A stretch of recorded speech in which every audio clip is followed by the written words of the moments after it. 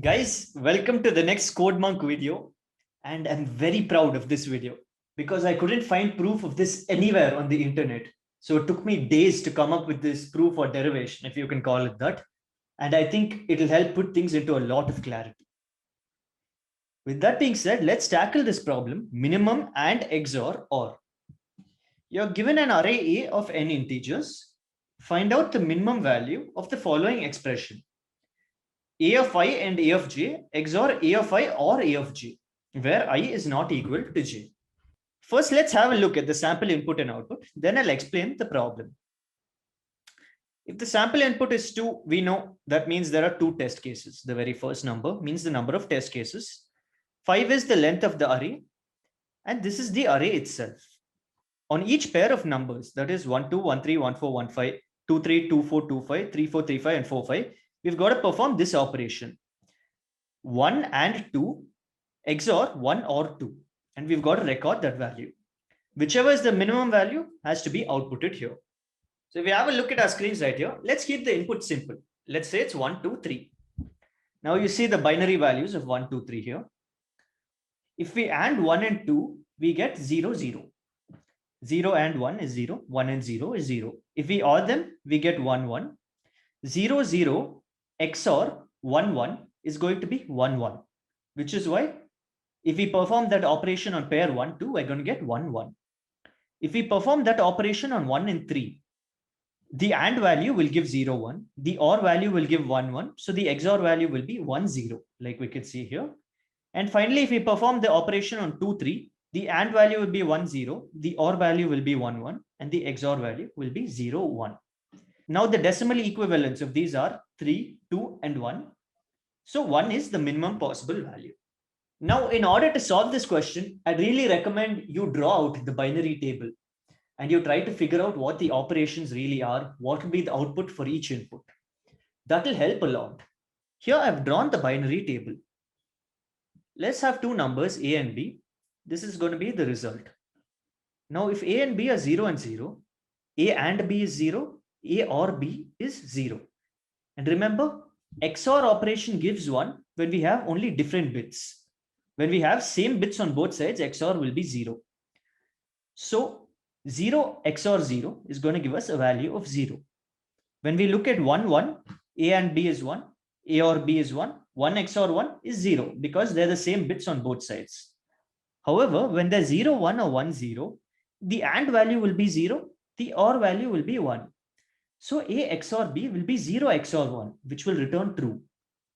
We can see that is the same as a normal XOR operation. There's no need to perform these extra AND operations or these extra OR operations. 0, 0 gives us a value of 0. 1, 1 gives us a value of 0. And whenever they're dissimilar, the value is 1. So it's a normal XOR operation. We don't have to perform anything else. Let's just have a look at some random sample array, 16, 2, 15, 1, 4. One way to solve it is by XORing every pair of numbers. 16 XOR 2, 16 XOR 15, 16 XOR 1, 16 XOR 14, 2 and 15, 2 and 1, 2 and 14, 15, 1, 15, 14, and 1, 14. Once we XOR every pair of numbers, we simply record the minimum value and we output it. Now that is a decent method, but it has a complexity of n squared. Let's try bringing it down a bit. Here I'm going to explain the solution first, and I'll tell you why the method works after I explain the solution.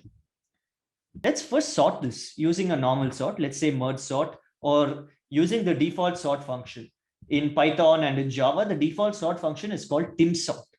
It's not a very well-known sorting method, TIMSORT. If you want to know about it, just comment down below. I'll make a new video on that. But once we sort it in a complexity of n log n, we get this array right here. Now all we have to do is check the adjacent numbers. We XOR 16 and 15. We XOR 15 and 14, we XOR 14 and 2, and we XOR 2 and 1. And in these 4 checks, we're guaranteed to get the minimum XOR value. Now you may be wondering, why can't I XOR 16 and 14? Isn't there a chance that that will give a lower value, or 16 and 2? I'll explain the theory behind why we don't have to do that, why we only have to XOR the adjacent pairs. Now let's look at the value 16. Let's say this is the max value and all the subsequent values are less than it because we've sorted it in descending order. For us to get the subsequent values, first we're going to have to turn a 1 to a 0. Because if we only turn zeros to ones, that means the following numbers are going to be greater than 16. Let's say we turn this 0 into 1. It's going to be 1 0 1 0 0. That is 20, which is greater than 16. So in order to get values that are less, we have to turn at least 1 1 into a 0. Furthermore, the most significant bit in the XOR result is going to indicate a 1 being turned into a 0. What does that mean? Let me show you. Say the next number is 15. So we've got 16 and 15. This is the XOR result right here. 1 1 1 1 1, because every bit has been flipped. For 16 to become 15, we have to subtract 1 or we have to add -1. How do we ensure that we've subtracted more than we've added? So if we have a look at our XOR, the first one is going to guarantee that a 1 has been turned into a 0. Whenever 1 turns into a 0, we're subtracting. Whenever 0 turns into 1, we're adding. So the first one guarantees that that bit has become a 0. That means -16. Now the remaining ones don't matter. Now, regardless of what we do to the remaining bits, our result is going to be negative. That's why this is called the most significant bit. So in this case, all the zeros have become ones. That means addition.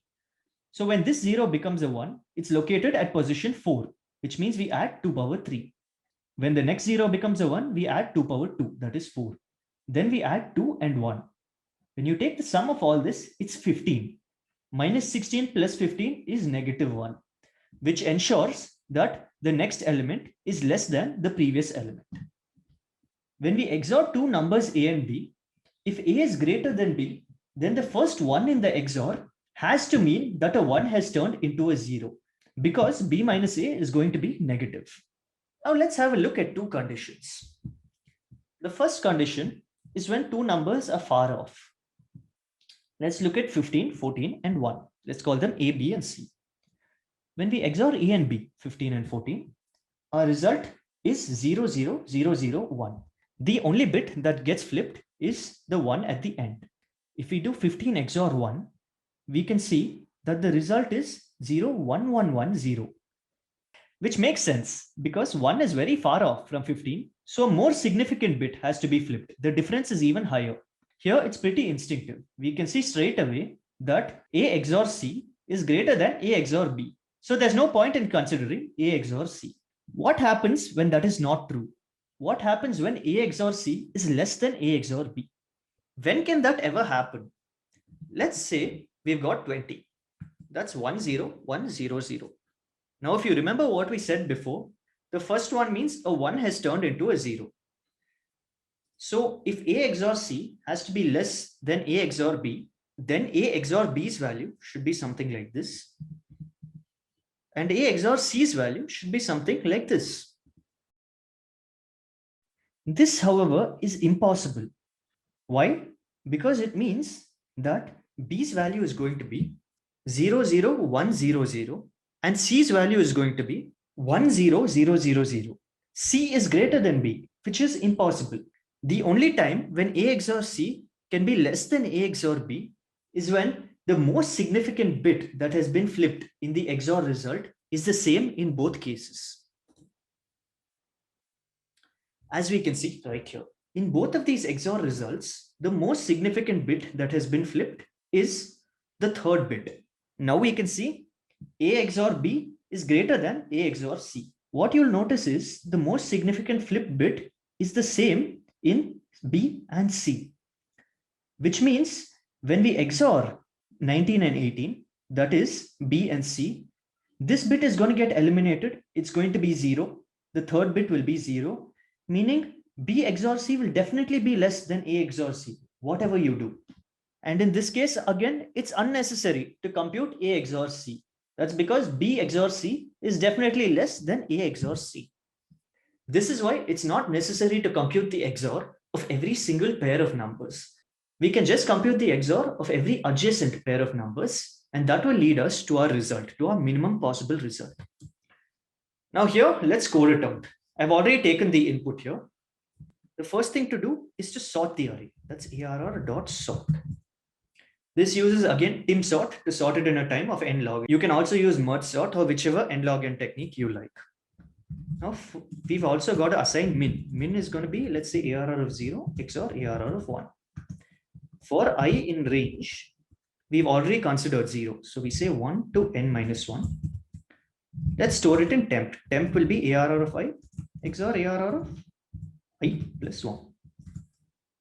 If temp is less than min, what do we say? Min equals temp. Now we've got our minimum value. All we do is print min. Let's see if this works.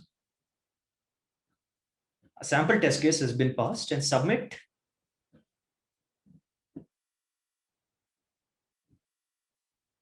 Phew, we can see it's been accepted. So guys, I really hope you liked this video. It took me days to come up with this. If you did, please leave your comments down below. And if you didn't, if you think I could have done it better, then your suggestions would help a lot. It's been Vivek, guys. Click the 3 buttons on your screen, and I'll see you all next time.